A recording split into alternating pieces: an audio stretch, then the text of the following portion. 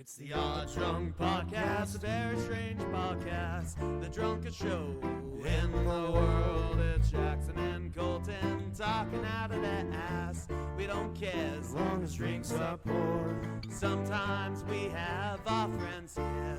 We will talk about anything. We don't care as long as we have beer. And if you let that whiskey ring. The Odd Drunk Podcast. Are we on? We live? As long as I can hear you. Semi-live? I froze. Now I I'm thi- here. I think you could probably. I'm moving on my screen at least. Yeah, you are now. Yeah. Okay. As long as I can Okay, hear you, that's what's important. I was just standing think still you could for a make, second. I think you could probably make an Irishman vomit by calling it Guinness. Gween. Never heard that one. Well, there we go. Man.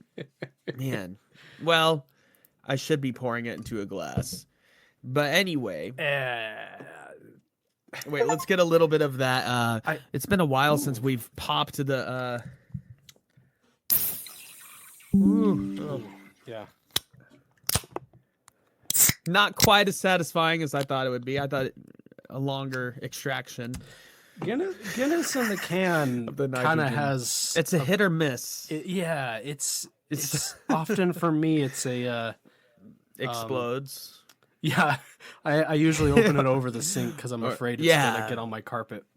I was taking a But big then risk. I have my phone, my keyboard, mouse, microphone. I mean, I can't imagine it reaching out there, but it's possible. And I have my PS5 my DualSense controller there. And of course, every time I open Guinness over, like I take the time to go into the sink and open it up, it doesn't. That's the one time it It's doesn't when you're fizz not over. ready. It's when you're Yeah. not prepared. It's when I'm sitting at my desk. I noticed, and we'll talk about and catch up on everything, but I've noticed, and welcome back to the Odd Drunk Podcast. Yes, welcome back. Yay! It's been a minute, but we've been really fucking busy. And been real busy, and I mean, we could have forced one out a couple weeks ago, but we had Valentine's Day coming up, and yeah, I You was had out your of trip. I was We'll out of talk about town that. for like a week and a half. Yeah. And then Yeah, like so during the holidays, it makes it hard to record stuff because we're busy with that stuff, and yeah, it just yeah. I But mean. As but we're long still as here. we're still around, we're still getting shit out occasionally. And I'll tell you, I'm still happy. And I'll tell you this. I don't think we're gonna finally promise on some streaming and stuff. Like when we game, why not? Just have some fun. I did just see. join in on it. I did just see a notification. You saw from Steam. something. Yeah. Yes. Let's see. I know what this is What does it already, say? but I haven't opened it. Let's see. What It does says say? says- I'm feeling generous today. Dark Souls remastered. Oh, Get good. get good. It's It's time. time. It is Once time So for the crawfish For the fans. to take the For the Dark Souls fans. journey. for the fans and for me, and so we can capitalize on that Dark Souls episode again that we did years ago. That is Literally. still one of That's our like- best performing episodes Yeah. of all time. I had a lot of fun preparing that, but I was half cocked. I mean, I remember I listened back to it a while ago when we did one of our compilation things, and which, sorry, I mean, if you want to, we don't have time for that. Anyways, but I remember listening a while ago, and I was like, I remember the drink I made. It was The Sunny D the Fireball. Sunny D and Fire. I had Tennessee Fire. Yeah. So I'm dignified, but but yeah, basically Fireball and Sunny D, and you got your Estes flask. I these days I cannot stand Fireball. Me neither. I mean, anything But I remember that being pretty good. that was I good. remember it being. I think I would try that again. I- I would buy maybe- Fireball just to make that drink Just to try that. Yeah. again. Yeah, something. Yeah, you would think. Yeah, the cinnamon with the orange juice, sort of. Well, not You exactly. wouldn't think that it would. D. Yeah, whatever But Sunny D it's- is. It's yeah, it actually works. Yeah, you and wouldn't it think was you great wouldn't for the think those episode. two things would mix, but Right. yeah.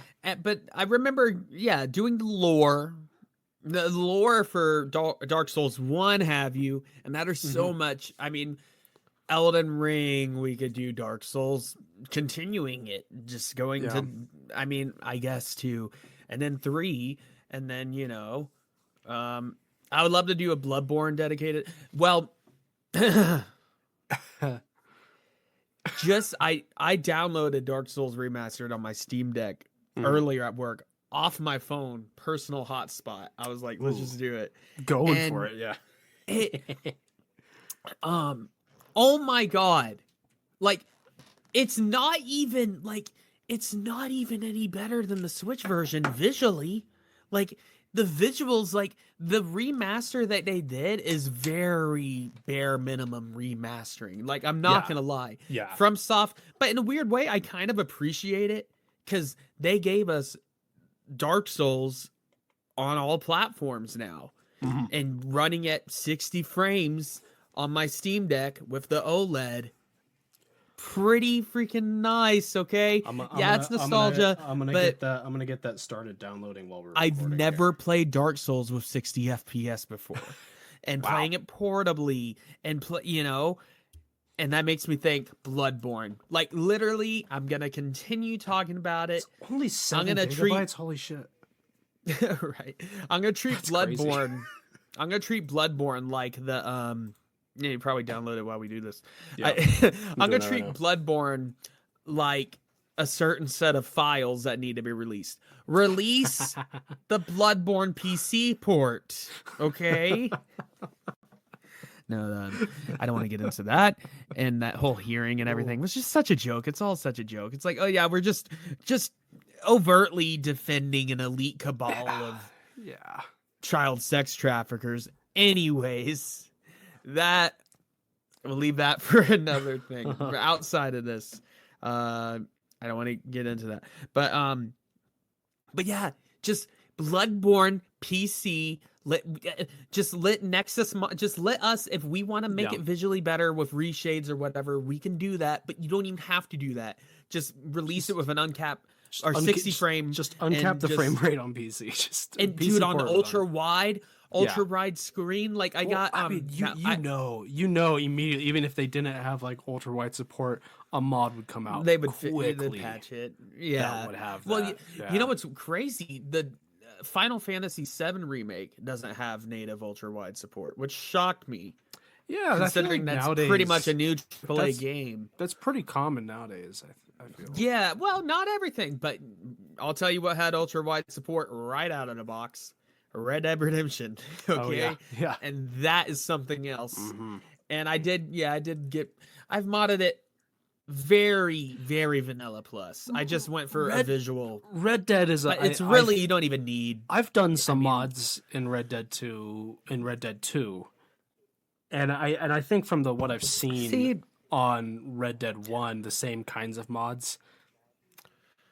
They're not really games that need mods. Not really. It's just because.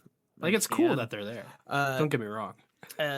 it just makes perfect even more perfect, I guess. If Yeah. you can manage to run it right. If you can manage to run it. I did try it with some reshade and it dropped me down to like a stable-ish 40 FPS. I was like, Yeah.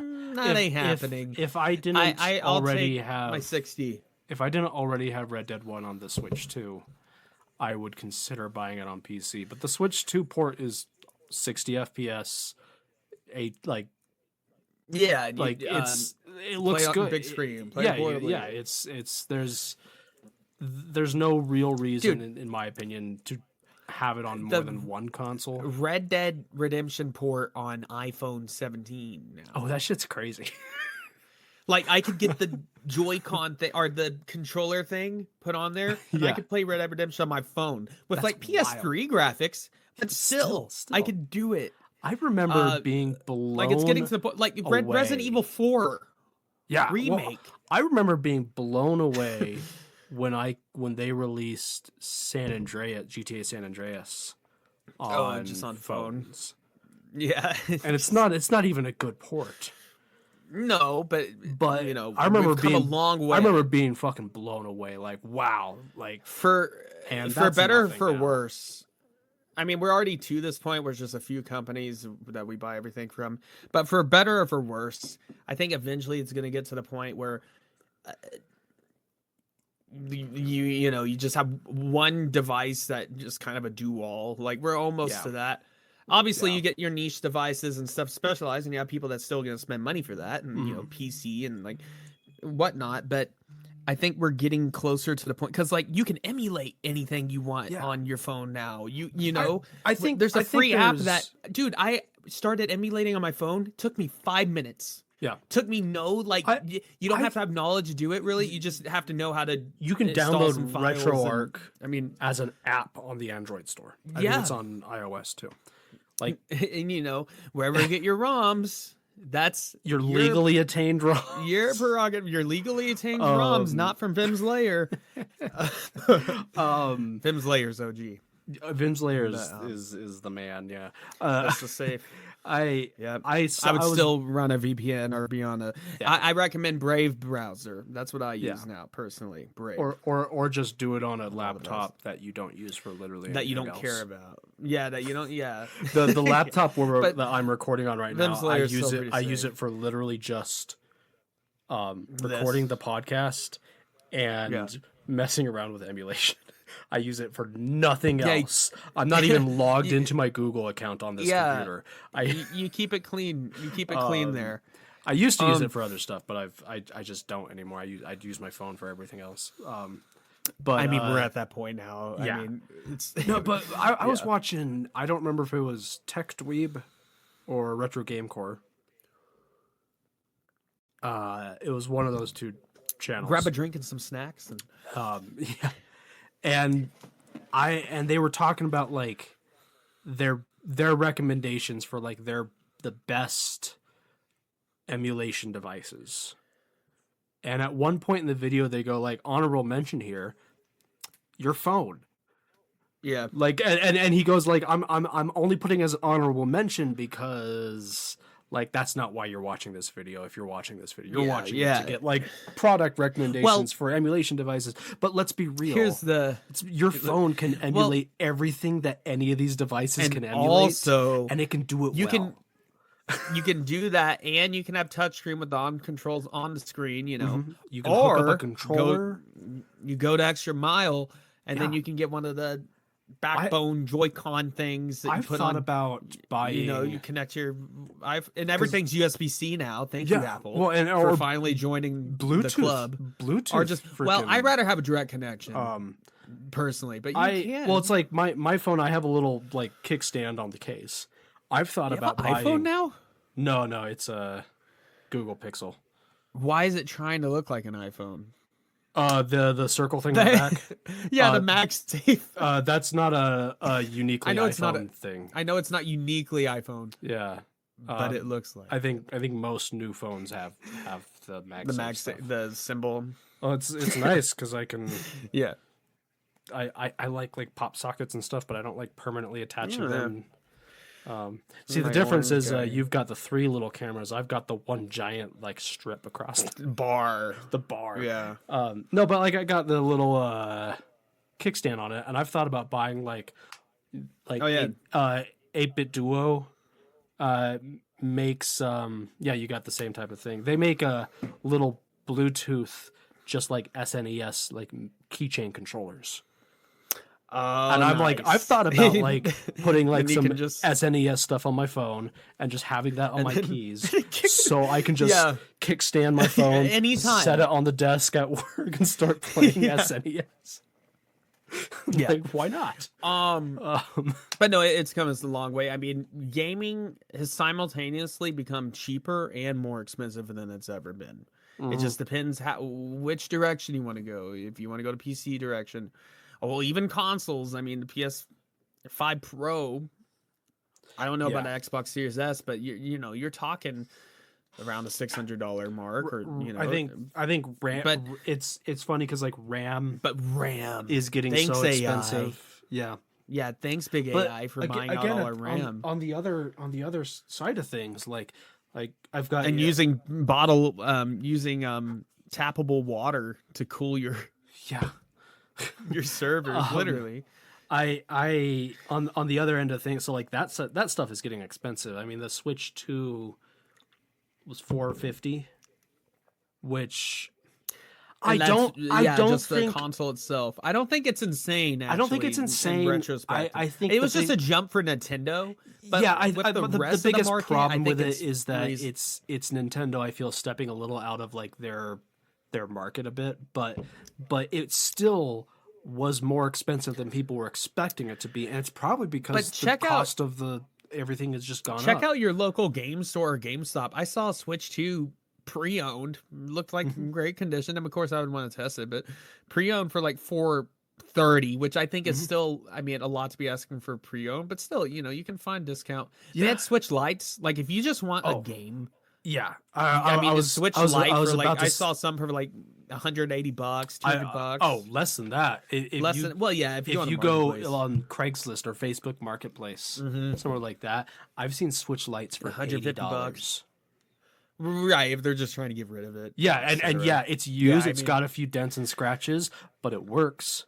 Yeah, and if honestly, you just want to play Animal Crossing or play some basic games, and Pokemon, you don't want to spend $500-600 on a PlayStation, get a Switch Lite. It's gonna do everything that you probably want to actually. But you know, then like on the PC end, and I know Valve's doing the Steam Machine, which, you know, we'll see. I mean, I anticipate myself getting that, but we'll see if I can justify it. You know, if it performs as good as my PS5 and I can play my whole Steam library at the comfort of my couch on the TV, then yeah, I'm probably gonna get it. Yeah. Now, how much it's gonna cost, you know, it's kind of been vaguely unclear, but they said it's gonna be more PC range than cost, because that's what it is. I heard. I was talking with. I'm thinking around the $700 to $800 range. Yeah, well, I was possibly more. I was talking with Caleb about this recently. I had lunch with him, and oh, cute. And we were talking about this. Was he in town? He drove me up from Albuquerque. Last week. But yeah, because you fly there. Yeah. So we were talking about that, and I was like, Valve has said, because they haven't announced pricing yet, but Valve has said that they want the price to be competitive, which everyone else is saying, like everyone who heard this is saying, okay, realistically, looking at the specs of this machine, if you really want it to be competitive, it's got to be in the $700-800 range at most. Oh yeah, because now recording. We're recording. I know. I just back up. But because like the Steam Machine is going to sit in this category of it's between a PC and a console, so you're going to have people who are interested in it because they are console players and they want to get into PC gaming, but they're not going to want to pay PC prices. But you're going to have PC players that might be interested in it, but they're interested in it because you can set it up on your TV and play it from your couch. The PC player, I mean, they're the ones that pay the price of a PC. People like us that would want a game. I could get a PlayStation and do. Well, and also, put in my huge desktop, my huge PC as a living room console. Feasibly doesn't make any sense. It would look stupid. It's a lot of clutter. And then, you know, having to hook up a peripheral, you know. Now, you could. And with Steam OS, you can. And run it on Linux and just have it be a gaming OS, Steam OS when you boot it up. You know, you can do that. But to have one that's already ready to go and it's a little cube and, you know. Yeah. Now, I'll tell you what I'm definitely going to buy. I'm definitely going to buy the Steam controller. Unless they say it has horrible... Unless they say it has horrible stick drift or something crazy, the trackpad's on it. That's going to be like my go-to controller because I love how those work on the Steam Deck. And if I'm being honest, I play my Steam Deck docked a lot these days, and it's just because I have a big monitor at my desk here. I spend a lot of time, if I'm not watching TV with my wife, I sit at my desk here, either playing my Switch 2, which I play docked when I'm sitting here, or I pull out the mouse and keyboard and I play something on Steam.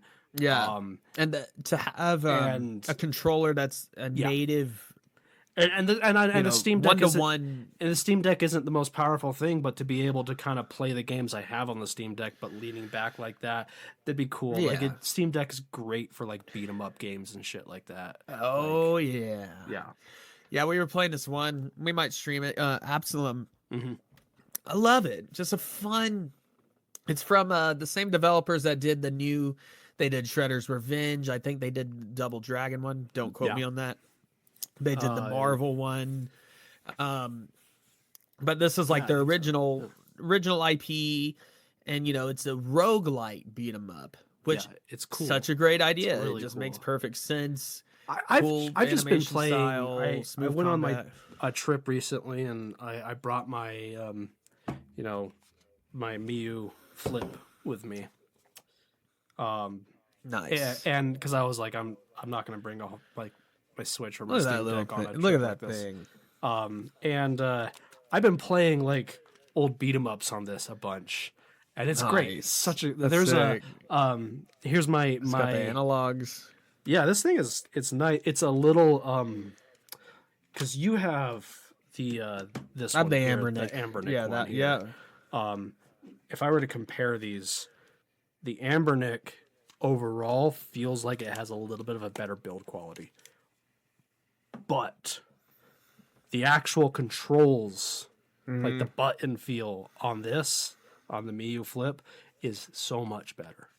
Really. yeah, it Ambernick's feels never really been the best for the. My here's my retro game On the software as well. recommendation of the episode for you guys. Okay.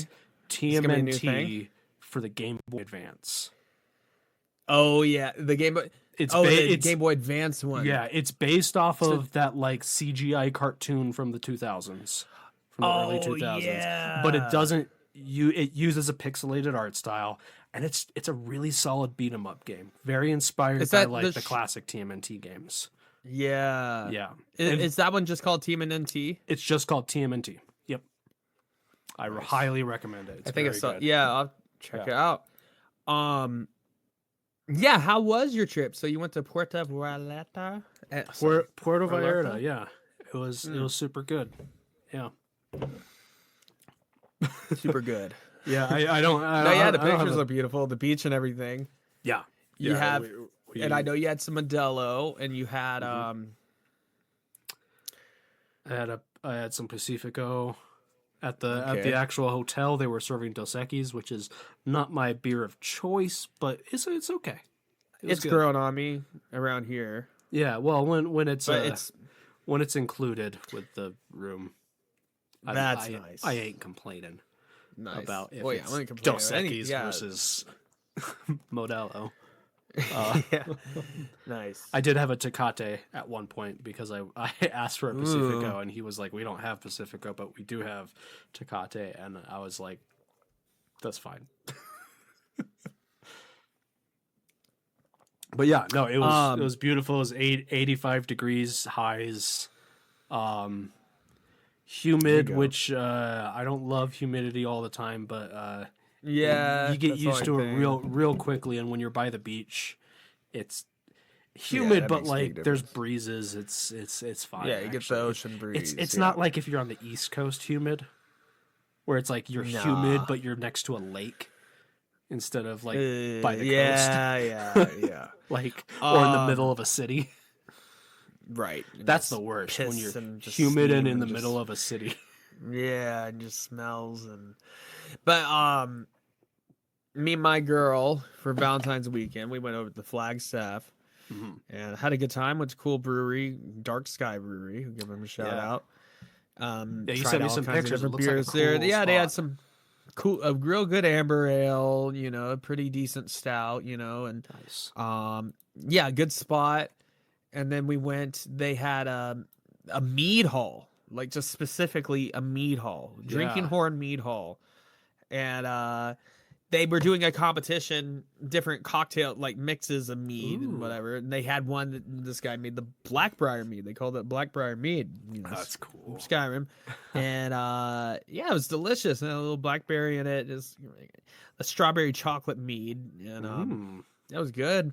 And yeah, they had the helmets and stuff up there and shields, and you know, the girl had elf ears. Nice. That was serving us stuff like that. You know, That sounds fun. because why not? I mean, and yeah, that was fun. We did kind of a little bit of a pub crawl, Nice. Flagstaff, and then Flagstaff's a cool town. I think. wound up back to the hotel, and then we went swimming. It was an enclosed pool, pool because it was cold. I mean, about as cold as Durango up there this time of year, you know. Durango's been pretty warm. I get some snow. bet it's actually chillier in Flagstaff. Well, for me now, low 50s is cold for me. Yeah. Now, but no, it was getting down in the like upper 20s. Oh, I mean that's not 30s. too bad. It's still a little chilly, but Yeah, and then anyways, went to hot tub and everything, and yeah, I was, you know, I had some drinks, and you know, I had all kinds of stuff, and I just wasn't really, I guess, zoned in. You know, you get negligent, you get forgetful, and I put my phone in my swim trunks pocket, which isn't a good idea anyways, because what if I can go in a pool on accident, or there's a little pocket. Well, it fell out on me without me knowing, without realizing. Roshi didn't realize either. And, well, I was too preoccupied thinking about other things, and got back to the hotel and everything and realized, oh shit, my phone. And, but I'm, you know, part of me is glad that I'm not so attached to my phone that where you were like freaking out. Like, yeah, I was just like, oh, damn. Okay. I got to find my phone. So I mean, it's still a sucky thing to lose. No, and I was like, they're no, not it's cheap. expensive. Yeah, and I was like, okay, it's called front desk. Let's get to the bottom of this. See if they have lost found. Okay, they don't have it there. Okay, oh, if you left it in the pool, you're gonna have to wait till the morning to check. And check that, and they have it in the pool the next morning. So it's, you know, at this point, it's almost, I would say almost 12, 15 hours without my phone, not knowing where it is. And, you know, we exhaust our options, the logical options. We're like, I know I didn't leave it at the mead hall. I know I didn't leave it at the liquor store we stopped by, because I bought a bottle of mead. Yeah. And, you know, I know that. And then we have Roshi's sister. Luckily, she was home, and I still had my old phone. I was like, oh, yeah. And I still have service on it. And I was like, can you log in my old phone over there, track my current one? Because my watch wasn't communicating with it right. It wasn't tracking it, because this watch doesn't have a SIM card. It only works if the phone is nearby, basically. Real bougie if you have the smartwatch with the SIM card in it. Yeah, I mean, it has the basic functions, obviously. I mean, your time and weather. Well, some basic functions, but it's you know, not much help for that part. Anyways, she tracks it down and it's like, oh, it's like a half a mile from the hotel. And our hotel is Best Western. It's good hotel, got good reviews, but you know, it's right by the Yale rail yard. And trains going by all day and all night, and by Route 66 and everything. And, you know, definitely a lot of tweakers and homeless in Flagstaff, like many a mountain town. There's a good number of them, yeah. Good number of them.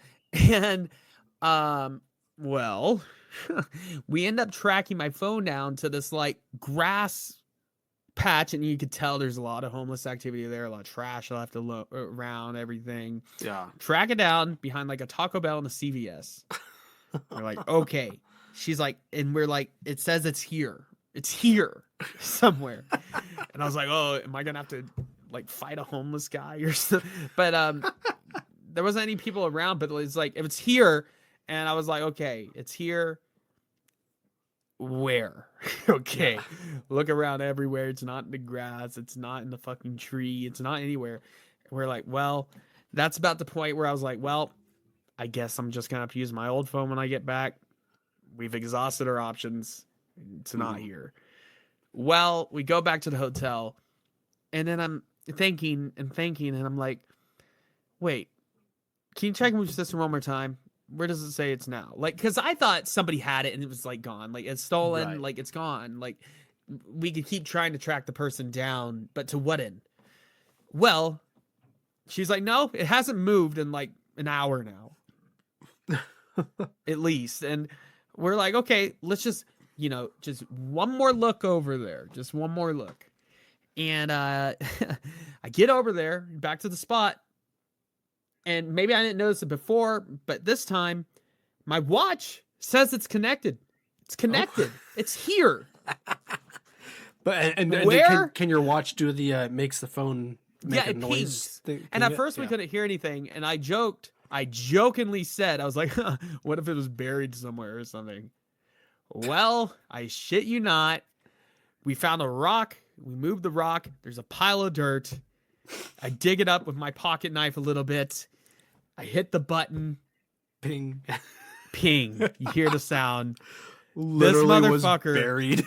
This fucker like fucking buried treasure. buried it like buried treasure, put it in the plastic bag, like sealed it, preserved it, thankfully. Jeez. Yeah, good. That's and nice. buried it. Very nice of him. Yeah. And unharmed, untampered, as you can see, yeah, perfectly fine. that's Works crazy. perfectly fine. It's still at like 25% charge.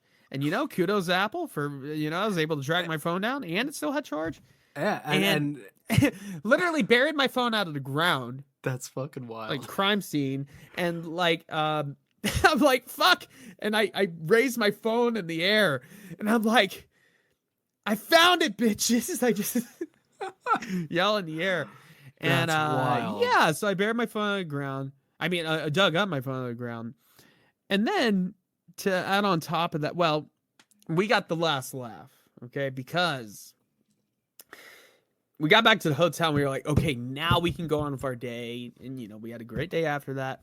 uh But we're like, let's leave a little message. So we found like the same kind of plastic bag. We buried a note saying, "Oh, thanks for taking care of it. I got it from here." That's funny. You fuck. Like, That's that's fucking. we great. buried it back in the same spot. So I helped, and the guy went back to the spot and found that. I got my phone back. Okay. Yeah, and But- good thing too. that I just Apple- imagine the tweaker, like he gets my phone, and then when I eventually ping it when I'm looking for it, freaks out, and then buries it. And he's like, "I'll come back later. I'll figure out how to get it unlocked." Like I don't know what yeah. the thought process is. Who knows? Is it his little Why- beried stash, his little treasure, Why or is he gonna bury just it forget like about it forever? Why bury it like a pirate? Like, Literally. Yeah. and good. Anyways, and good thing too that like Apple is really good about like Oh yeah. being I mean, I was- secure. Like it's hard to hack into an iPhone. hard to hack in there. It's Face You ID know. with mine, and like Yeah. we were able to precisely find the exact point. Like if where it were my phone, I would be slightly concerned. Not that Google phones are unsecure, but I would be slightly concerned that there was like malware on it now or some shit like that. yeah, But iPhones, yeah. that's not as much of a thing to be concerned about. Well, yeah, I mean, even when the FBI was trying to get into people's iPhones, like they had to ask Apple like to let them in, and Yeah. for a long time, Apple's just like no. But now, there's certain cases where Yeah, get they have to now or something like that. yeah, That's fucking But wild. anyway, yeah. So that's Buried it like buried treasure. that's what happened there. Jeez. And yeah, that was quite the little adventure. And my girlfriend jokingly said, "Is this your like weird? Is this like a romantic thing you did? Like you buried it? You went out in the middle of the night and buried it so we could go on a little scavenger hunt or something?" And I was like, "No, but I'll keep that in mind, I guess." Yeah, you what you should have done. You should have done at some point was Or I write, should have owned up to it. It was just write a note. Like get like a Valentine's Day card, and then when And you it had found coordinates. when you found the phone, you should have like when she wasn't looking, pulled out the Valentine's Day card too, Yeah. Pull out and then the just ring. taking credit Pull for out the the ring. for the tweakers. Imagine Imagine if that was my proposal. The ring is in there as well. that would be a That very would be- elaborate. Yeah. Anyways, that's what happened. There was a little misadventure in Flagstaff, but That's everything hilarious. turned out well, right? And I went to a pub, went to Irish pub, had some more Guinness, Hell yeah. and all is well. I'd be celebrating after that. I'd be like, let's Yeah, go fucking like get plastered. yeah. Lose the phone again. And anyways, I've been enjoying Guinness, just like my friend. Well, I would like to think he would be my friend, Jason Momoa. I watched this movie with him and Dave Bautista, The Wrecking Crew, and fun buddy action comedy, you know. And throughout the film, Jason Momoa is drinking Guinness, even when he goes to Hawaii and everything. Guinness, and I saw his interview with Theo Vaughn. They were serving him Guinness. Well, isn't it like because in Aquaman he drinks Guinness with Larson, and I think he That's said like at one point when he was like doing like the muscle training for the role, they put you on a really strict diet when you're doing like for movies, superhero movies and shit like that. But he was like, I insist that I get to have at least one Guinness every day as part of my diet. And they do the thing where they go like they film them when they're trying to get those muscle shots, you know, they dehydrate you and then you like water eat fast. or drink some carbs or something like that, so it like kind of brings out like the veins and shit. Yeah. And apparently in like the Justice League, it was he used a Guinness to do that. He was like, so it'd be in the scene in Justice League when you first see him and he's all muscular, he apparently chugged a Guinness right before filming that scene. Yeah, that's awesome. I love that. Guinness is his favorite. I love Guinness myself. It's that time of year. It's St. Patty's Day coming up. Guinness is one of those beers that I feel like I could come up with an entire list of beers that I think are better, but I always come back to Guinness and I never get sick of Guinness though. To tell you the truth, really though, I've had a lot of stouts in my day, and they're just nothing quite like a Guinness. Yeah. You know, there's a lot of stouts that try to, I don't know, man. Like they try to be too smoky or try to be there's on different the coffee. There's side different of styles it, of stouts, and I feel like craft breweries usually go for like the imperial type of stout or like a milk stout. If my stout's got too much hops, I like the Irish style stout the most, and I've had a few from some other craft breweries who do Irish style stouts, but if I'm being honest, it's not quite the same. It's it's hard to replicate the Guinness flavor. It's hard. And I mean, since 1759, people, I mean, there's a reason. The myth, which is not true, but the the myth rat is that shit the thing? flavor is from rat shit. Yeah. Not true. Not. I've looked into it. It's not a true story. The Guinness Book of World Records. Mm-hmm. Guinness. Crazy marketing scheme. And for the longest time, I didn't think it had anything to do with the beer. No, it was literally a marketing scheme from Guinness. It's the same thing with Michelin stars for like chefs for like restaurants. Oh yeah, that's all. It's literally the Michelin tire company. Yeah, that's crazy. That's just crazy. It was just a marketing thing they started, and now it's like a really big deal for like restaurants. Yeah. Anyway, so caught up on that. Yeah. We talked a little bit about gaming. I wanted to mention something else. Let's talk more about gaming. I always let's talk more about it. I got Neo 3. Yeah. And it's been just a pleasure, man. Like I got the demo, which is kudos for releasing a demo, the Team Ninja. That's all. And releasing it before the game came out. Before release, and they let you keep your progress from the demo, so it just continues. Like that's onward. really, and like they're confident in their game. It's not just the tutorial level and tutorial boss. They let you explore a whole legacy dungeon and like open world area. Oh, cool. And like it got to the point in the demo where I was like, okay, when is this gonna hard lock me, stop me?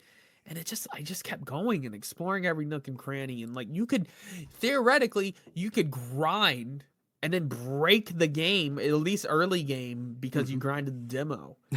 And but they let you do that. They, it's like, and at that point I was like, okay. Also, with Neo, it's Souls like. It's not. I mean, well, it is, but it's a Neo. It's kind of its own because thing. it's Neo. It's its own thing. I mean, Team Ninja, obviously, with Ninja Gaiden, it's got a lot of action flavor to, awesome smooth combat, buttery smooth combat, tons of skill trees, tons of stats, tons of move sets for each different weapon, and different skill trees for each different weapon, and different move sets that you can use with your ninja mode or samurai mode. And then you can make an entirely different samurai build and then instantly switch to your ninja build. Yeah. Which is awesome. But it's deep. I mean, there's a lot. And there's a lot of stat managing, gear managing. You're constantly getting better gear, switching it out. You can have it where it like scales to like how you want it and just automatically upgrade you. But there's a really good amount of getting deep into the menus and stats and stuff. So it's that if that's not your kind of thing, might not like it. However, that being said, the actual gameplay, the combat, it's, in fact, the exploration itself reminds me of older Souls games. In fact, you have a multi-layered level, you go, your secret, hidden pathways, shortcuts, and like how a level will just keep looping in on itself, and you loop around, and then you find a bonfire that's, just in a different floor of a building, or one that's in a basement, just loops around. Yeah. And it has that great level design. And the open world, it's more like you get big chunks of, it's like you get the whole Dark Souls 1 map, and then another one, and then, these sections. And the legacy dungeons, and it's also got a little weird. Now, story-wise, I really don't have much idea what's going on. I'm listening to it in Japanese because it's authentic. And, I mean, story-wise, you're supposed to be the new Shogun, but then the demon,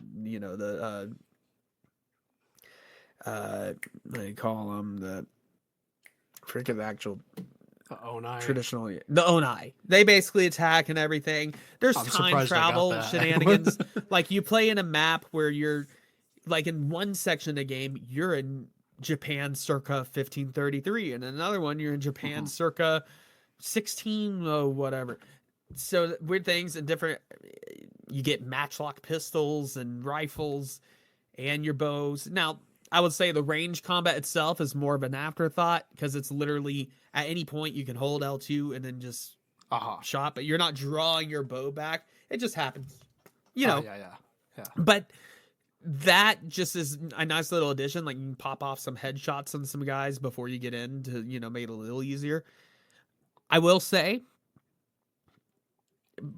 before I learned the actual mechanics, it was kicking my ass. I mean, honestly, because I was getting comfortable in samurai mode. I was like, I like this. And I was trying to do that the whole time. Well, no, you got to switch. There's a lot of scenarios where you're going to be switching back and forth. Or ninja mode, it'd be better to just get behind and stealth kill the guy. Yeah. Or you do double damage if you get behind him. Zooming around, sometimes it's just easier to dodge. The game doesn't reward you for sticking to a style. It wants you to. No, it kind of forces you to switch around. Yeah. However, there's some bosses. I like that. There's bosses and scenarios where samurai mode makes a lot more sense. You can get deflect, kind of like Sekiro. I like when you can, because that's one thing I like. Parries. Like I got my big Odachi sword, which is what I'm maining with my samurai. That's like one thing I liked with like Ghost of Tsushima, where it's like you have the different stances, or I guess in the sequel you have the different weapon types, right? Where it's like different types of enemies. Odachi have to switch between styles. Or another game that comes to mind that it's not quite the same thing because it takes a different approach, but Breath of the Wild and Tears of the Kingdom use the weapon durability to kind of force you to not just permanently stick to one weapon type and one style the entire game. It throws this thing in where, and it's not enemy types in that game, it's the weapon durability, but still it does this thing where it goes, okay, you've been using sword and shield, guess what? Fuck you. Yeah. That was working, but now you need to use a greatsword. But it's also a lot of fun. Like, you don't have to commit. Like in Dark Souls, you pretty much got to commit to your build, or especially early game. You can switch things up once you are like an Elden Ring, once you get to the library, and then you can change your, stats. Yeah. But that's deep into the game. So, like traditional From Software, like with Souls likes, you got to pick a build and stick with it and get good at that build, or you're going to have a hard time. Like if you're trying to, if you're trying to like multi-stat or be a generalist, that's not really going to work. You got to get with a build really. I really but think like with that Neo, you get, so I got my samurai. He's got heavy armor. He's got the Odachi. He can do a parry where he slams a guy down and then you get a stab it. Like cool stuff like that. Yeah. But then the ninja, light, fast, obviously. So it's almost like you have different builds get you can swap between. Kunai, you get your kunai, you get your fire bombs, ninja star, shuriken, stuff like that. And, I've got my short Otachi sword, and then you can do dual wield. You can do Kurosawas. You can do, little Wolverine, I forget what they're called, the claws. Oh yeah. I don't know what they're called either. You Wolverine I it. know what you're talking about. Yeah. You could Wolverine it, but it's a lot of fun, and you get a lot of exploration. And so is it like the different builds, like, or the different styles have their own skill trees? Yes, and stuff. The different styles have their own skill trees. You get ninja points and you get samurai points throughout the game. That's cool. They have their own skill trees, as well as each weapon has its own skill tree. Okay. With different move sets and different things you can do with because like, and it's deep where like you get your generalist ninja skill tree and your general samurai skill tree. And some of the stuff applies to kind of both. But then you get your weapon skill trees, but it's your ninja weapon skill trees versus your samurai weapon skill trees. So one weapon used as a samurai will be used differently and have a completely different moveset as a ninja. Okay, that's cool. So it gets deep. Because I know it's frustrating when there are games, and some of my favorite games of all time do this, but it's frustrating when it's a RPG or an action RPG or whatever that makes you choose a build at the beginning of the game and stick with it when you're a new player. Yeah, you don't know what the fuck you're doing. Yeah, there are games I like. Morrowind. Morrowind's one of my favorite RPGs. I'm getting a quick call. Hate to interrupt. I'm gonna be off for a second. Got it. All right, I'm back there. I made some. By the way, side topic. I made some tikka masala fries because this pub I went to in Flagstaff had that. And I was like, this is actually awesome. So I made my own. That sounds bomb.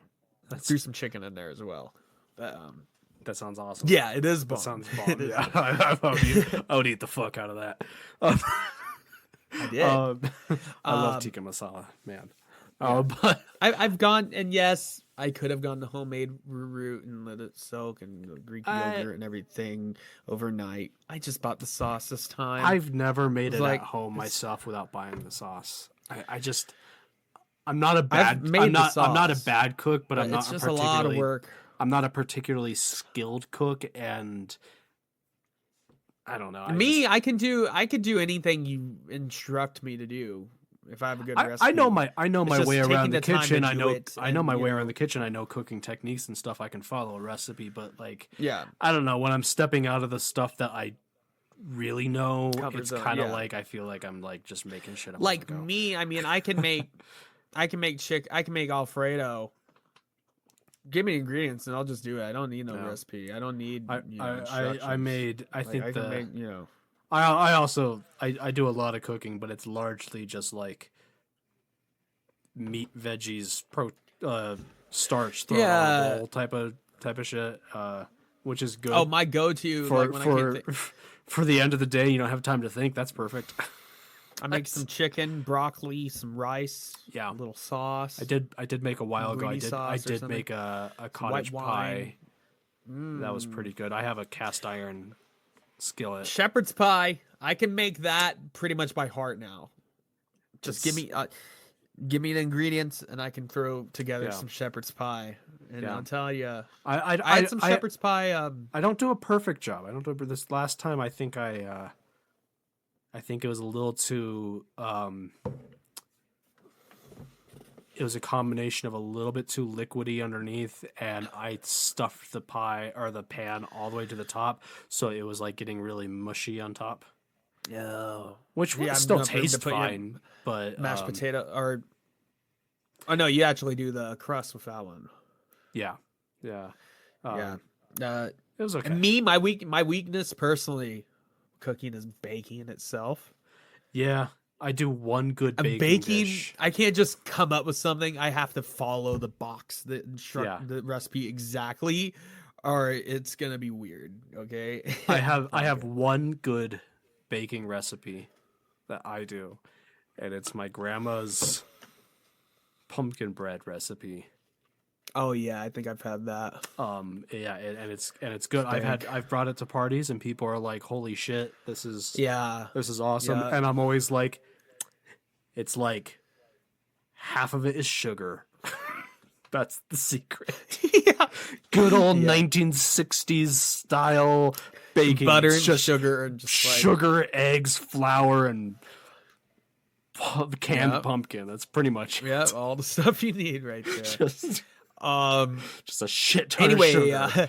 back to Neo 3.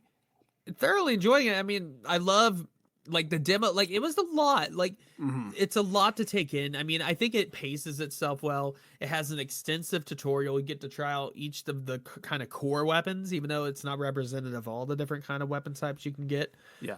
And you know, now also on the difficulty side of things, I find it to be probably, honestly, the easiest Souls-like I played. Not saying I didn't get stuck on a boss or two, or I haven't, you know, had my rages, but really, it gives you so much to skills and techniques and weapon styles, and you can really figure out your style with both samurai and ninja mode, really.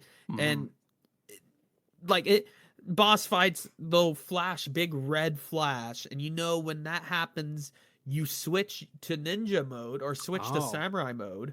Then you do an attack, you bust their stagger meter, and then you can do your plunge attack and whatever. Okay. And you know, it's got stuff like that. So really, if you pay attention to the cues and you just play around and have fun with your skill tree and just get cool move sets, I mean, like you could just steamroll through enemies. it sounds the skill tree stuff sounds cool because I mentioned, so like I was mentioning Morrowind as an example. Morrowind is a game that is great, but you can accidentally in the first 5 minutes of the game fuck up your entire playthrough by choosing the wrong skills. Yeah. So Morrowind's a hardcore RPG. Yeah, and if you haven't not even- played the game before or looked up a guide ahead of Yeah. time, you would not know that. On the flip side, there's games I've been playing. One of them, I've been playing Cyberpunk. I've been pretty heavily into that again, Nice. and that game lets you respec Yeah. pretty easily. I think Baldur's Gate 3 also did that, let you respec stuff, which is really nice. But then there's the problem of like, do I really like? What if I respec and end up with a worse build? What if I respec and spend all this time? Like, And then you have to respec again to get what you had, and you have to remember. It's nice that it's a feature, but it can be a hassle. Yeah.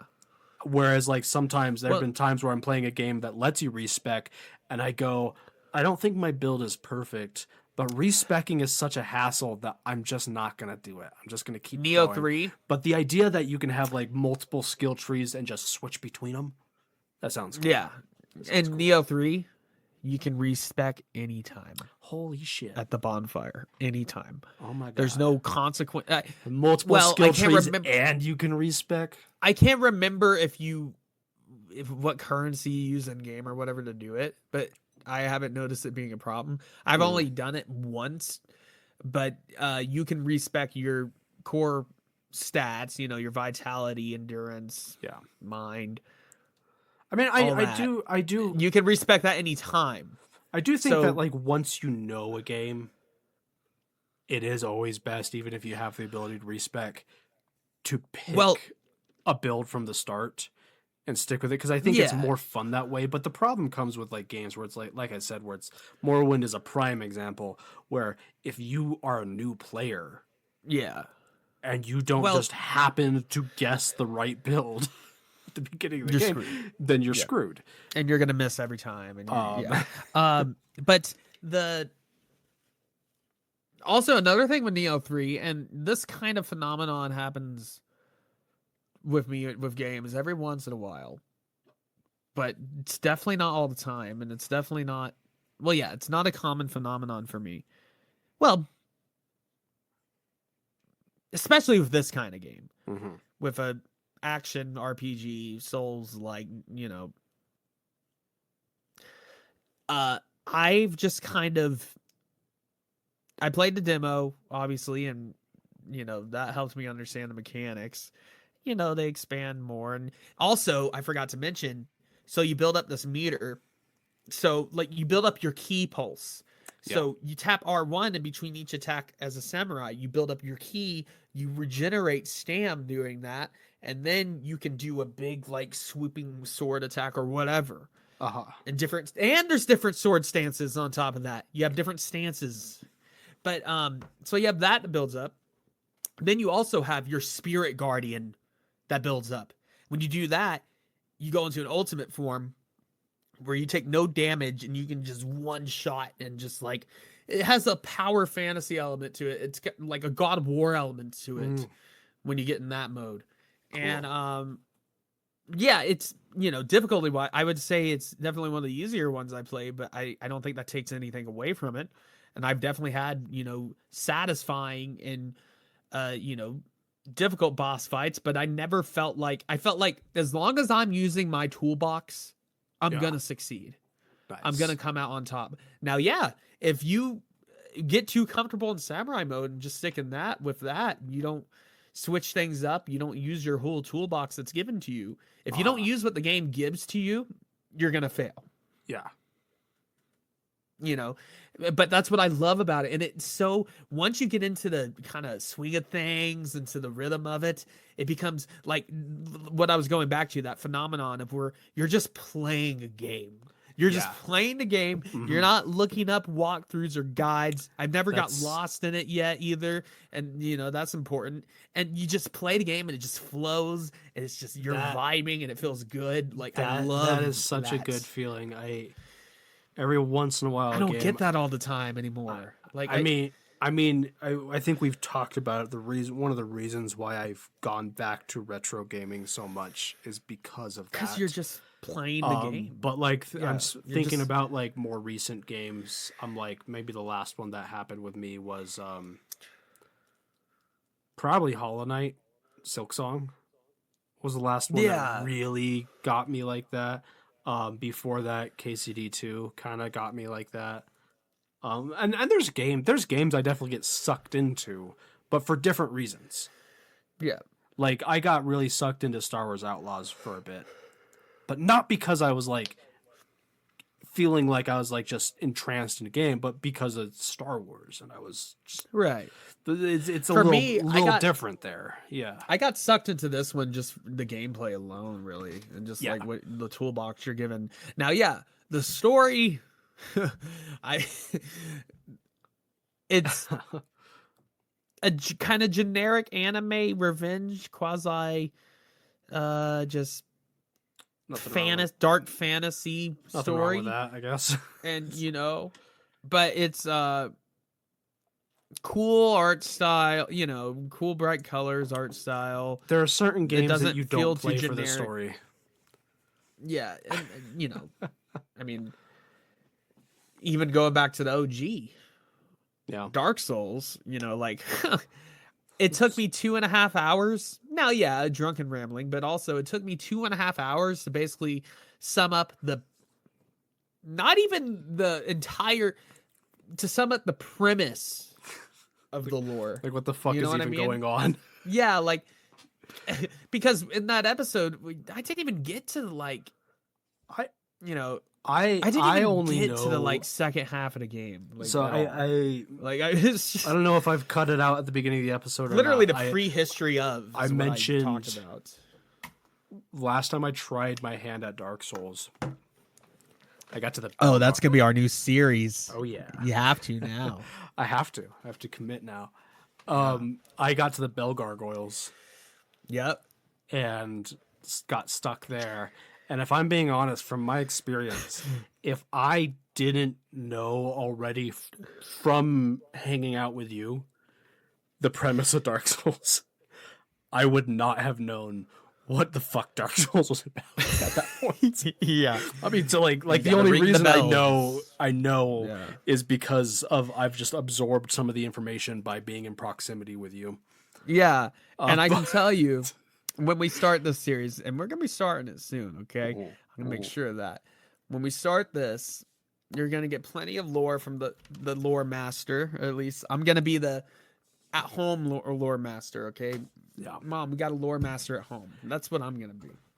And what I'm saying is I'm no Vadividia, but I know some things. And you're gonna get guidance, Colton. And I'm probably gonna yell at you.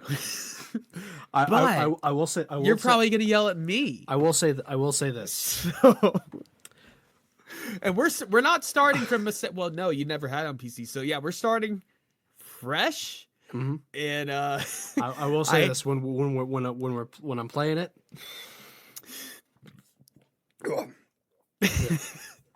Bubbles. I'm drinking tonic, oh, like just tonic. okay. Because I'm a weird like that. I'm a weirdo.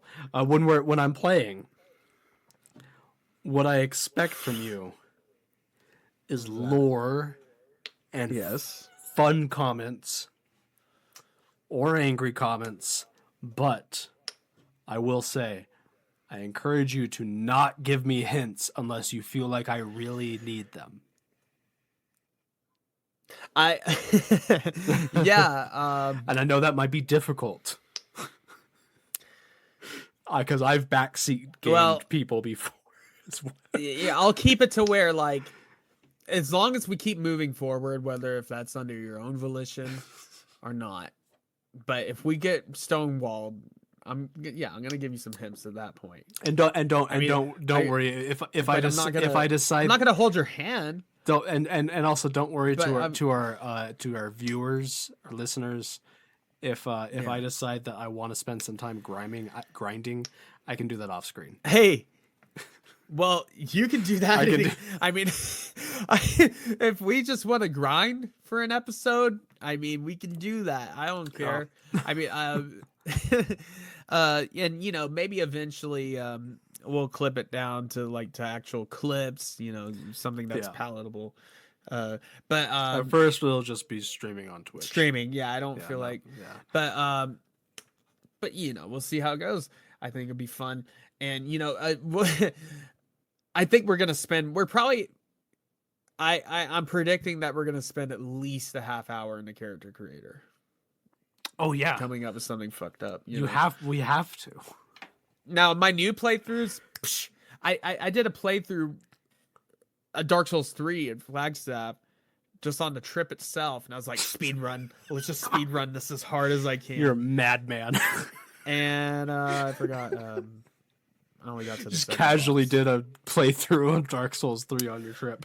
When I had Dark Souls on the Switch, I got all the way to the Bell Gargoyles in one plane flight, like a 3-hour plane flight. Nice. Actually, maybe in less time than that, but I sped run that, and but I have the knowledge. Okay, I know. But You got good. I'll tell you, there's gonna be I would say, yeah, the Bell Gargoyles, that's probably going to be the first boss where I'm going to be like, there's nothing I can tell you that's going to really help you besides Yeah. get Solaire. I think if it's And been, then also- it's been a few years since I've But I'm played. playing through it again myself too to refresh myself to where things are, where the hidden walls are, weaknesses. I think things if, to look I'm out trying to remember for. the. It's been a few years. Also, since I Sin's played. Fortress. Woo! Can't wait to get to that one. The first boss. And, I don't remember what it's Blighttown. called. Blighttown. I remember. Yeah, the Asylum Demon. Yeah, the Asylum Demon. I remember not having too much trouble with that in general. The Taurus Demon. No, yeah, that's to just get you into. Yeah. The Taurus Demon, I think I figured out how to cheese it. Yes, there is a cheese. I think that's what happens. I figured out the cheese. Yeah. And then the Bell Gargoyles, if there is a cheese, I don't know how to cheese it. So I don't know. Yeah. I would say the Bell Gargoyles, I think and then also the Capra Demon, Mhm. which is that before or after? I think what can't tripped me up with remember. the Bell Gargoyles so much That- compared to like the bosses that came before it was that it's two enemies attacking you. It's two, And I did not know how to handle that. I then, was caught off guard by that. That's just an appetizer for Ornstein and Smo. I'm familiar with But, Ornstein and Smo. Yeah, Not because I've played it, because I've watched you I'll play tell it. you, and then we're eventually gonna get to the parts where I'm like, I don't know what the fuck to tell you. Like, I'm gonna be like, I had to just will it to happen. But like, pure willpower. for me, the Capra Demon was my first Stonewall, like solid Stonewall, because that one, the arena's so fucked up. There's just like one little offshoot of stairs that goes up and around. Tiny arena. You got two dogs that jump you immediately. You got, Yeah. that one. That'll be interesting. That's something I do appreciate about Dark Souls is it's you And have then I'll to, promise you you have this. to you have to make your way to the boss, and if you're not careful, you can go into the boss with not full health. Yeah, I'll promise you this. We get through this, you backseat game me on any game you like. Okay, Okay. I can do that. Ultimately, one I already own, but if Yeah. not, we'll figure that out. But any game you like. Ideally a I game forgot- that has a start and a finish. Because my first thought would be to backseat game you on like something like Project Zomboid, but I'm like, that would be like one episode. Yeah. Well, you already do that anyways. I already do that anyway. when we play now, multiplayer. I've been playing a fair share again of Fallout New Vegas because the show, I watched the show. Yeah. And the show did a really good job. I mean, it kind of lore wise, I thought it was a little weak with New Vegas. It was more just set dressing. But Yeah. I thought the stuff with Cooper was really good. We get Death Claws, we get FEV, brought up again, mentioned again. And It's we like- get Yeah. It was ultimately kind of like, the iconic New Vegas NCR Ranger sniper shot. yeah. So that was pretty sick. I mean, ultimately, it felt a little bit more the greatest hits than the first season did. Yeah. But, I mean, But we get some is more that lore not of what we Mr. kind of House. want? We get kind of an answer on who came out on top at Hoover Dam. It's the Yes Man ending, isn't it? Yeah. Yeah. Oh yeah, it definitely is because the Legions and Shambles, they're trying to figure out who new Caesars are gonna be. Oh, the Legion's Civil War great. each other. Macaulay Culkin. And then McCoy.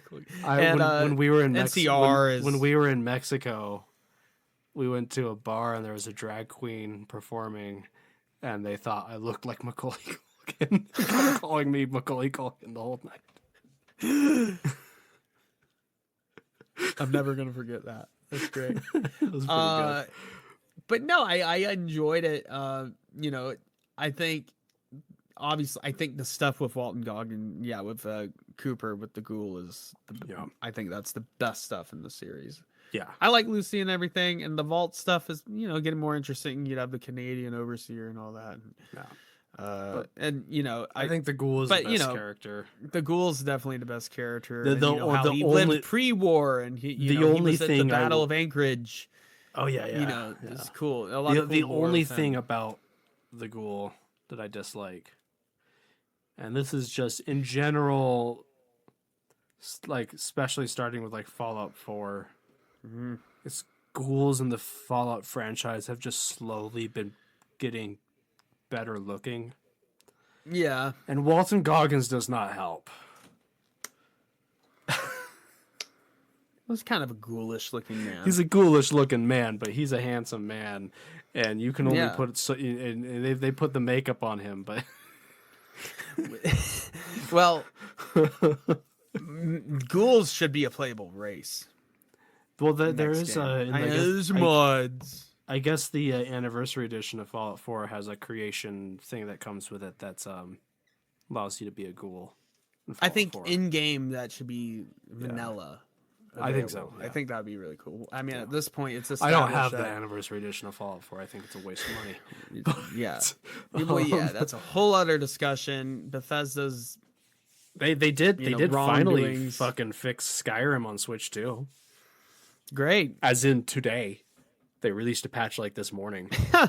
Well, The input lag Man. is gone, and they now have 2 options in the settings for can we talk about something? visual mode and a performance mode, and the difference seems to be draw distance. Yeah. But the performance mode is 60 FPS. It pains me to say So it's good. something like this. Pains me to say this. But I'm not even excited for Elder Scrolls 6 anymore. It's been so long. They've not given they've us any. squandered so many things, and Starfield. Well, it's that, and they haven't given us anything. Anything. It's like There's when it nothing to comes be out- excited for. I mean, at this I'm point. getting it. Yeah. It's happening. I'm buying the game, but I There's- can't say. There's just nothing to be excited for I mean, because they haven't showed us anything or told us anything. yeah. Well, it's like me with Avengers Doomsday. I lost it at that point when we got nothing. But, you know, I think the market, you know, the way they've been trickling the different character trailers and I'm- like some of the stuff the Russo brothers say. I'm getting a little more like, excited for it. Yeah. I wouldn't and like, say I'm like, like okay. I wouldn't. And also, say I that heard I'm a rumor. I Yeah. heard a rumor. Yeah. And this is a rumor that's been going around for quite some time now, like the last month. Mhm. And I'll get into my whole theory on Doomsday too. We'll just get into that. Sure. Can I, Roshi?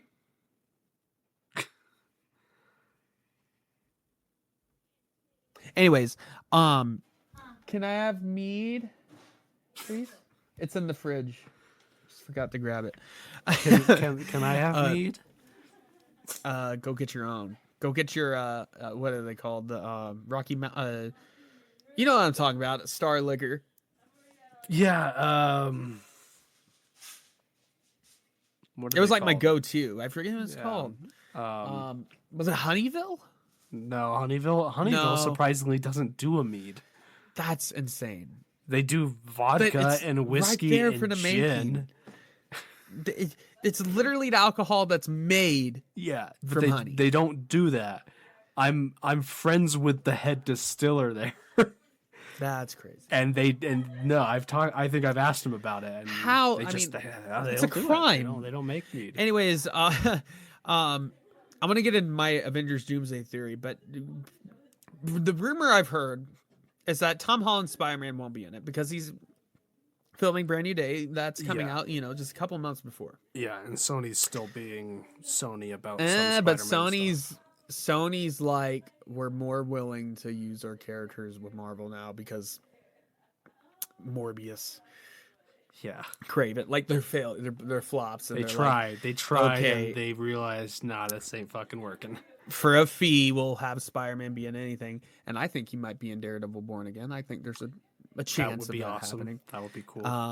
But because the writers on Born Again and the writers on Brand New Day are working closely together to make sure the continuity makes sense. Okay.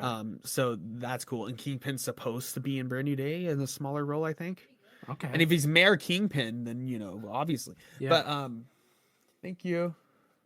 Ooh. But anyways, rumor has it that Tom Holland won't be in it, but Spider-Man will be. Which one, may you ask? Right. Or how? How could that be?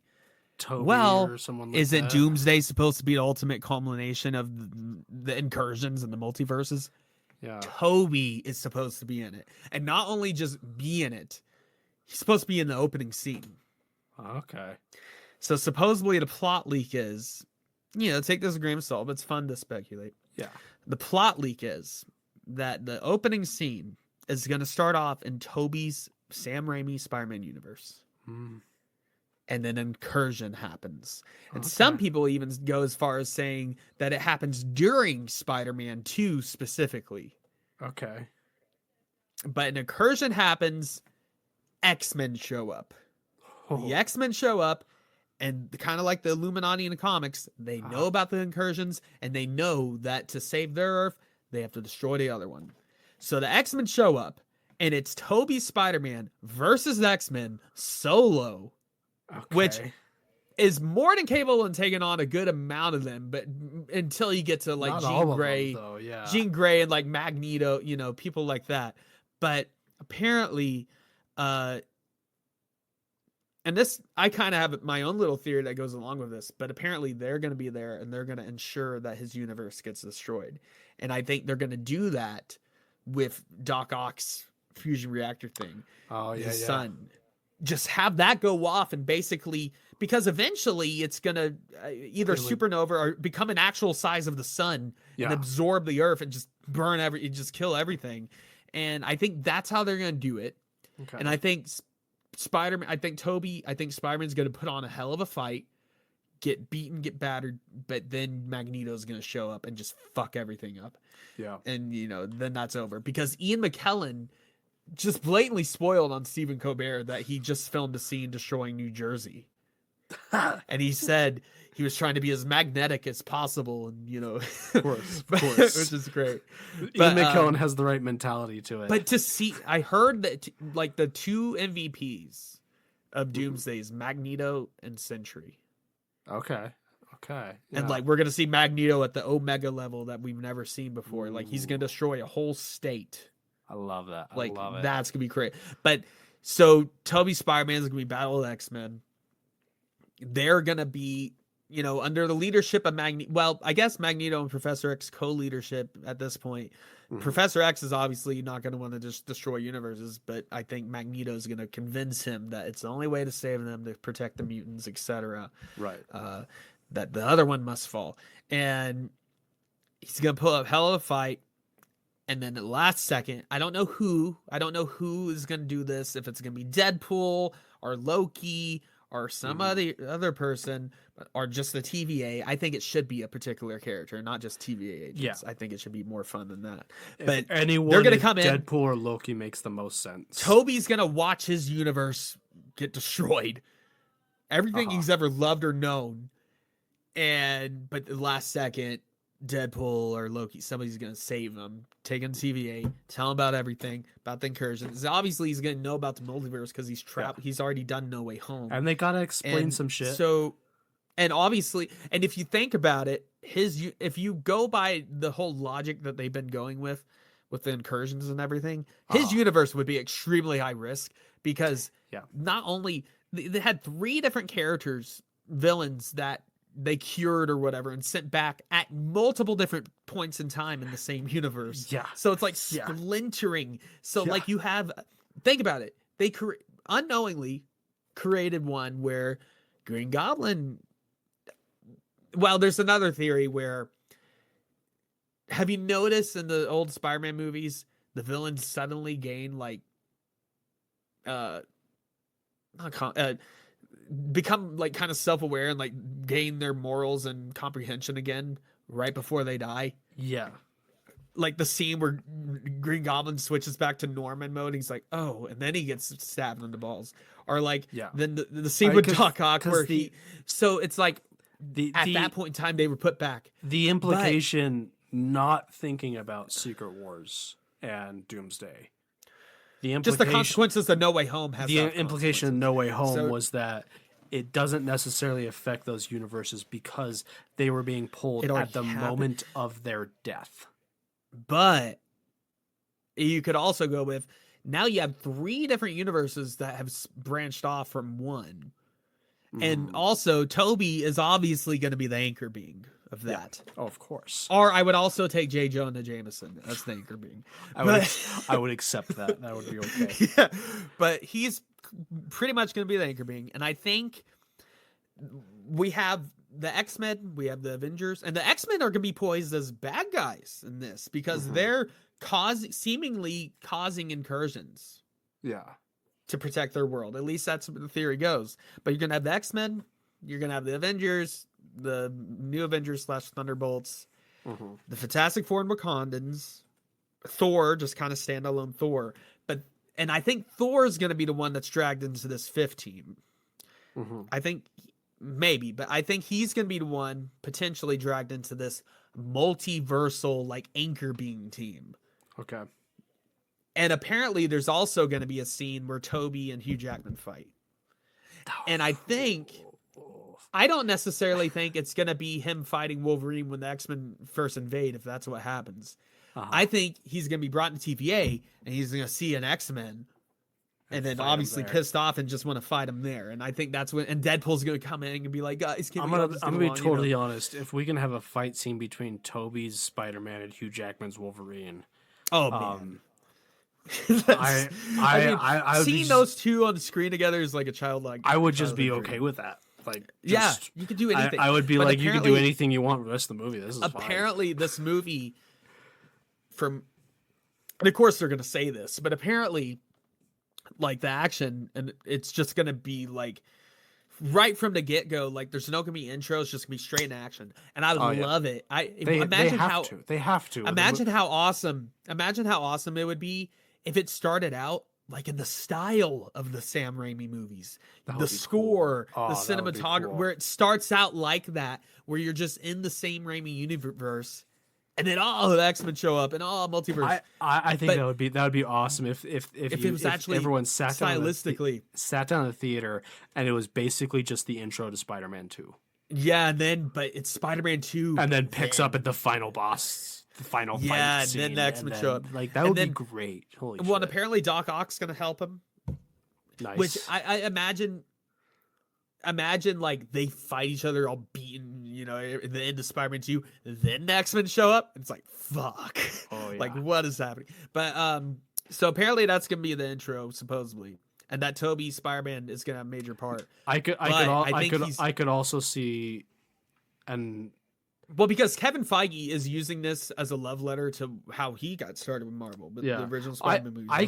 I could see So- them also possibly doing a thing where it starts with Doc Ock being sent back in No Way Home to that. They could do moment, that, and then it picks up in that moment. Like, That would maybe be cool. That would be cool. But I think it would be such a cool plot device. And I was rewatching Spider-Man 2 again.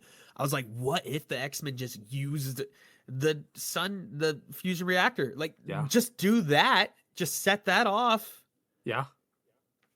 I mean, that was gonna feasibly, in the movie, if you actually think about it, that wasn't gonna just stop at New York. Like, that was gonna No. keep growing forever. Yeah, it's it was gonna absorb turn the into a Earth. sun. I mean, Like an actual and sun. So, how could the X-Men destroy the Earth? Just do that. Just make sure Doc Ock's plan Just goes off. make sure that works. Yeah. yeah. And what was Doc Ock's plan again? Build the sun, and then just be there, just stand there forever, I think that and was just that manage was the i- sun. Well, I think that was the idea is that Well, originally, had- even he before he had- went crazy, well like, I'm gonna make the sun. I'm gonna put on a tentacle apparatus that I never. I think the idea was before he went It was crazy supposed to sustain. was that he was- it can be contained. And It was would supposed to be an energy self-sustaining. source. Yeah, and also, I'm gonna put on a set of cybernetic tentacles for the first time in front of a crowd, have you? Yeah. With no protection on the only thing that keeps my brain safe, and just ignite a sun. Yeah. And also, yeah, I mean, imagine if he would have just died right there, or you just paralyzed. And Just it's paralyzed from the you neck couldn't- down at that point. You couldn't just use a joystick or a gamepad, like. In all fairness to Doc Ock, until he got fried by that electrical thing, that like fried Yeah. the piece, it was actually working. Well, sort of. I mean, Like, it was well, already starting to magnetically. But at the pull very up. least, like the tentacles But- and shit were working yeah. the way he intended Yeah. them to. And also, Tom Holland Spider-Man would have been so fucked if he didn't have nanotechnology and that Oh, fight yeah. against Doc Ock. Oh yeah. It was done. Anyways, my other Doomsday theory Mhm. is the Tony Stark question, like the Robert Downey Jr. question. Why? Why Yeah. is he? Why bring back Robert Downey Jr. not only to play a different character, but play Victor Von Doom? Apparently, why? Well, I also think that they're gonna just bring back Tony Stark as well to fight him. But I bet, think yeah. but why him? Well, and how would that make sense? And yeah, you could just write it off like, oh, the multiverse, it's weird, isn't it? But I think it's gonna be and I mean there's a couple different like branching parts from the MCU where this could happen. Uh-huh. One, you could just branch it from the start that Tony was adopted, but in this time he wasn't adopted and he stayed in Latveria. Okay, you could do that. I think that's a little boring. Two, you could branch it from the point in Endgame where they do the time heist. Uh-huh. And the first time they go back to New York, they they end up getting the Mind Stone. I forget from who. Oh yeah, from Loki's scepter, and they get the Time Stone. Yeah. But they fail to get the Space Stone, the Tesseract. Yeah. Loki runs off with it, and then eventually becomes God of Stories, like in a way that had to happen, I guess. But that now, okay, so when they do that, and then Hulk knocks Loki down, everything goes to shit. But okay, you're gonna have surveillance footage in that universe. Okay, that explains things. Also, do you think Stark, after his reactor seemingly, glitching, busting up on him and almost causing him to have cardiac arrest, you think he's just gonna let that go, not look into that? Yeah, he's gonna look into that. Yeah. Then he's gonna look into the surveillance footage. He's gonna see two Captain Americas fighting each other. Mm-hmm. He's gonna see a version of himself flying around the tower and all this stuff. Yeah. He's gonna see all that, and then he's gonna get to the bottom of what happened to his arc reactor. He's gonna say, "Oh, it was a mechanical malfunction." Like how? And he's gonna find that out. Mm-hmm. He's gonna get to the bottom of it, and if he could invent time travel in his kitchen over an evening, you don't think he could just do that again? Yeah. Once he figures out that there's some shenanigans going on, he's gonna eventually figure out that this has to be like time travel shenanigans. And where is it going? I think it's gonna get to the point because Stark's paranoia after Avengers, where he was so worried about the invasion and Thanos, he didn't know it was Thanos, but he knew he was coming and he knew he had to prepare and create Ultron, all this stuff. I think in this universe, that added on top of with doppelgangers of themselves coming in and disrupting everything and dooming his world. That's where my mind They're goes. gonna Is basically because the Avengers, all of that leads to Ultron, but worse. And the Avengers doomed his world, literally. Yeah, disrupted everything. Yeah, and okay. When Cap returns the stones, the Space Stone is getting returned to the 70s timeline that they went back to. Not that Avengers timeline is fucked. Yeah. Like it just is. Yeah. And Stark I think makes the most Stark. sense. I think the Avengers, the 2012 Avengers era Stark is going to become Doom just through if you get Stark without guardrails, especially an extreme, even more paranoid version, like I think in this reality, I think Ultron is going to go according to plan. I think he's going to have a suit of armor around the world, but then he's going to figure out time travel. And then that's when he's going to go find who was responsible and help, well, in his eyes, prevent this from happening in any other world. Yeah. So in a way, obviously every great villain believes they're doing the right thing. And I think he's going to think, he's calling the multiverse, so to say. I think, and I've kind of heard some rumors, and I don't know if there's but any... I think it is going to be a dark variant of Stark, and I'm okay with that because it fits I've heard some rumors, and I don't know if there's any salt to these really, but like I've heard some rumors that they won't really reveal what this version of Stark actually is until Secret Wars. Yeah. Oh no! Yeah. So like Doomsday is going to happen. We're not going to get answers for this in Doomsday. No, I think it's going to be, and another third. Some theories will talk about like Doom's going to pin it on the X-Men on Magneto. I heard Magneto is kind of be pointed at as the villain. Yeah, like which that would make sense. Mm-hmm. And you could do that and like basically have your Avengers versus X-Men. Yeah, which would be cool. I would love to see. And I think Doom might even possibly trick everyone into that he's the good guy. Yeah, possibly. I could see that happening. He's trying to keep incursions from happening, and like the X-Men are causing them. They all from their universe, the Avengers, Tony Stark is someone they can trust. Yeah, so he might be up front about it. I don't know. You don't just bring back RDJ and pay him $100 million to cover his face up. Yeah.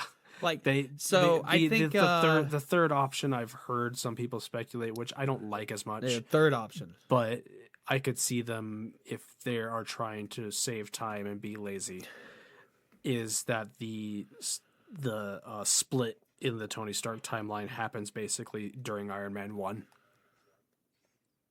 Okay, where instead of him calling off arms production, he embraces doubles down on it basically. I'm gonna produce more. I don't like that as much. It's not as interesting, but I could maybe see if they're trying to save time doing something like another point in time that could branch off is the end of Endgame, where he gets the stones and ultimately sacrifices himself. And why did we still never got an answer why Doctor Strange picked the timeline that he did, the one where Stark dies. What if Doctor Strange knew Stark would end up becoming Doom?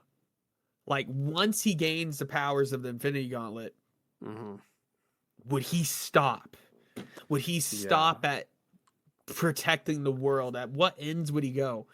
Because that's what I always like. The darker side of Stark. Like he's not and it's also really not even supposed to be the hero. And it's also the thing with Doctor Strange too. Doctor Strange, he's ultimately a hero, but he is absolutely a character who is willing to lie and deceive in order for what he sees as the greater good. So when he says there's 14 million whatever futures I looked at, there's only one where he wins. That might be the one where they defeat Thanos and Stark doesn't become and Dr. prevent Doom. So maybe there were other options where they defeat Thanos. Here's another thing that goes on to become Doom. Here's another thing that could lead credence to either of these theories, and like the one where I said the branch timeline happens in the 2012 Avengers, but Endgame, Marvel's showing Endgame in theaters again September. Just a couple months, a few months before Doomsday. They want you to remember. They want to remember, and like it's going to be more of a direct sequel to Endgame. I'm probably going really to cool. in the months leading up to Doomsday. I'm probably going to binge a lot, maybe not all of, but a lot. Yeah, of but the core ones, the important ones. Yeah.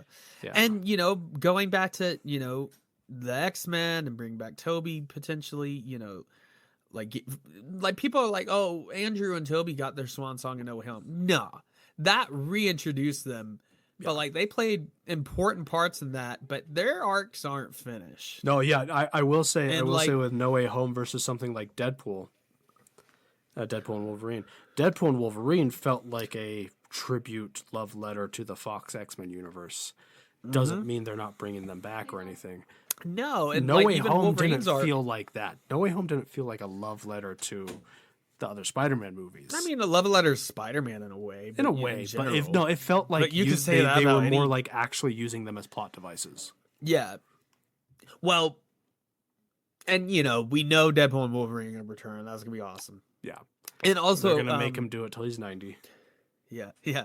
But Spider Noir. Did you see the trailer for that? Oh my god, yeah. Just Nick Cage, just being Nick Cage, being crazy. Yeah. And being Spider Noir. we got. Riley I version. gotta end this pretty soon here. Yeah, yeah. But, But I I do love want that. to talk about Spider Noir a tiny bit. Yeah. I will with Spider Noir. I noticed. I think I texted you. I noticed they're calling him Ben Reilly, not Peter Parker. Yeah, he's Ben Riley version, which in the comics, I mean, Spider Noir has always just been He's a Peter very Parker. Peter Parker Yeah. itself. And I think they're, In, well, into the I haven't looked Spider-Verse, into it. Into the I haven't looked Spider into Verse. it. Isn't He specifically is Peter Benjamin Parker, yeah. So and I think maybe this is just a way to make it a little easier on audiences. I think 'Cause I think it's gonna be hard to be like, oh, Nick Cage is a version of Peter Parker. I don't think people are gonna buy that. But if that- you call him Ben Riley, and I don't know, I don't know. I don't know what the plot reason is. I I mean, it's kind of confusing unless to me it's because unless it's secretly the Clone Saga. yeah, it's like something confusing me that. because it's like, why would you specifically choose the name Ben Riley? Because all the fans are going to see that and immediately think of the Scarlet Spider and all that. Yeah, the Clone Saga and all that baggage. But at the same time, I've heard a lot of people be like, the creators of the show, like the writers of the show, have explicitly said, no, this is the Into the Spider-Verse new Spider Noir. Is this Sony just being Sony? So a lot of people are like, Is he- this might be Sony just saying, this show is going to be a little grittier. We don't want the name Peter Parker tied to something that's gritty. I could see that. Yeah, I mean, I think, yeah, like I said, it's just Which- easier to accept. Which makes sense, you know, but I think it would yeah. it'd be a bummer to if they were just using Ben Riley as just a fill-in name and have no I hope it absolutely has no some meaning to it significance. at all. Yeah, and but anyways, I'm just excited to see Nick Cage get crazy again. Yeah. Also, we get some web swinging in there, like that looks cool, and I like that black and white and color versions. Yeah, You know, gonna watch in black and white first, oh, me too. Yeah, absolutely. but it looks Absolutely. awesome. I'm excited. Um, I love Nick Cage is just being unhinged. Yeah, he always and is. I would never want it any awesome. other. And I wouldn't it's, want it any other way. and it's Brendan Gleeson, I think, is gonna play a villain, and he's Mad Eye Moody from the Harry Potter movies. He's playing. Oh, is he gonna be Hammerhead or not Hammerhead. He's the guy that is similar to Hammerhead. Silver Sable's like dad or whatever his name is. I don't remember Okay. what his name is. Okay, Silver something. I don't yeah. know. Okay. Well, and we've gotten some No Way Home like concept art leaked with Tombstone. Michael Mando is Scorpion, which I was teasing all the way back in Homecoming, and some images of Savage Hulk. You know, so that's gonna be cool to see how that turns out. Silvermane. Silvermane, yeah. Yeah, that's the character. That's cool. I don't know a lot about that character. Me neither. I just know that he's one of those kind of mob bossy type Yeah. characters. Yeah. Um, I guess I was reading. you got I was Hammerhead, reading you it got- in Spider-Man PS4 that the Hammerhead DLC is based off of a character an arc in the comics that's Silvermane, not Hammerhead, and they just for some reason replace the they just characters, use Hammerhead. like swap the characters out for some reason. You have Silver Sable fighting him. Yeah, I'm excited for that. Other things,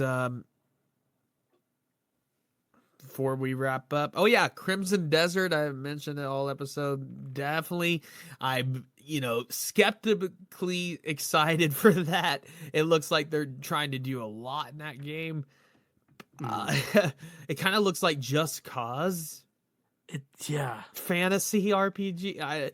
It's gonna be interesting. And you have multiple characters. It's revealed that you get multiple characters to play as with different abilities. I didn't realize that. Yeah. So I assumed it was just the one guy. But I will say, even if it ends up just being a fantasy sandbox, it looks like a lot of fun. I mean, we'll see how it runs. Fun. We'll see. But it's doing a lot, and it's a huge open world. It's twice as big as Red Dead Redemption 2 and whatever. It's, it's got cities, NPCs, quest, exploration. It's got the Sky Islands. Like, it looks like Breath of the Wild plus Just Cause plus Witcher. That's kind of what I'm getting. Much. Yeah.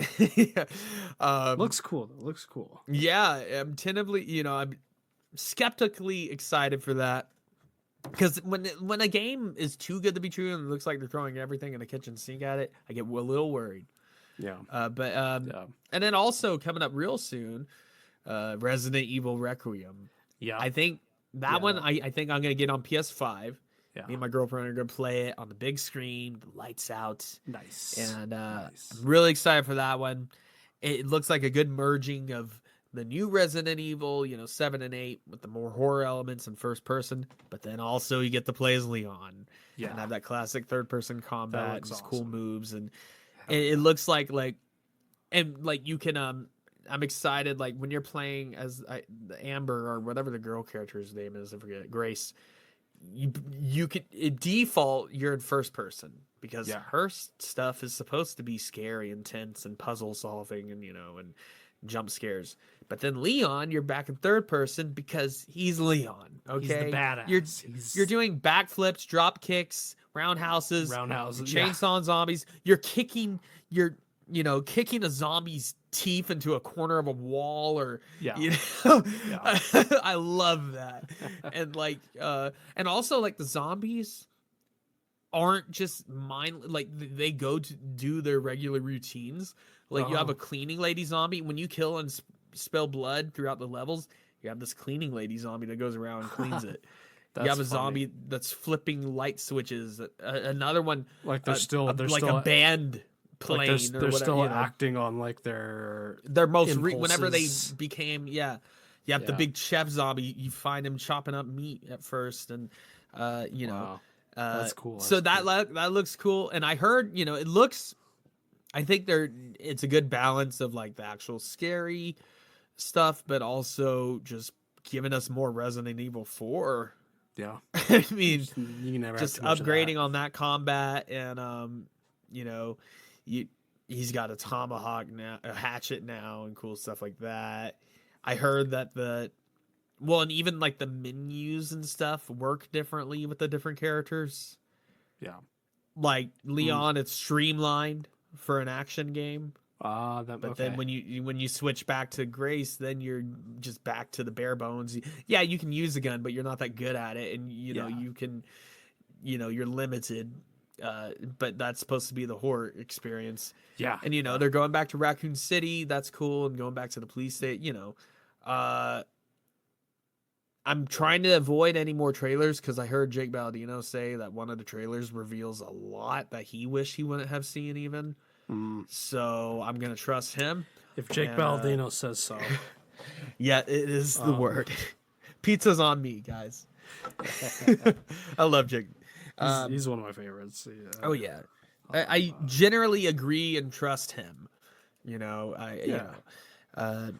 a few YouTubers that are I'm not saying they never. Well, they're never wrong, or we never vary on opinion. Yeah, I'm not saying that they're always right, and then that they never do stuff for the clicks, but they generally, I think, are pretty good about like. I think generally he's pretty honest and earnest about Yeah. video games and all that. I think I like Luke Stevens. Yeah, 'cause he's good. I think he He's done generally. a lot of Crimson I think Desert. he generally is good about being like, listen, like let's just take a critical look at this and like think for and like yours- how think did this fail? Or think why, for your you know? well also like looking at trailers, he'll be like, let's like think for yourself on if this actually looks good to you.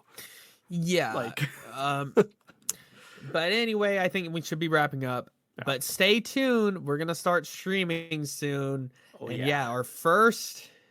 And yeah, we'll play some co-op games as well. But Yeah. our first real series though is gonna be you're gonna backseat game me as I play Dark Souls. yeah, maybe come up with a better title for it. But I mean, that's pretty much what it is. I'm gonna backseat game you while you play Dark Souls. Yep. Drunk Souls, Dark Souls, Odd Souls, whatever we want to call it. Backseat. I mean, whatever we want to call it, we're going to do it. So get ready for that. We're going to be starting that soon. And I also, obviously, get the game installed, make sure it works. But I don't want you getting past the character creator screen, okay? So, because there's important things to do right there. Yeah. And that's just part of the experience. So we'll get on that coming up.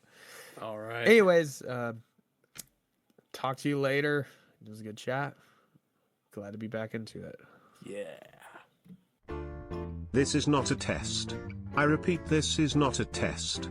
The Odd Drunk Podcast recommends you follow their Instagram and join their Facebook group for more fun content. To visit all of our current streaming and social media platforms, visit the link tree in the description. If you enjoy the show, we would be appreciated it if you would leave a review on Apple Podcasts. The Odd Drunk Podcast would like to remind you to drink responsibly and not to drink and drive.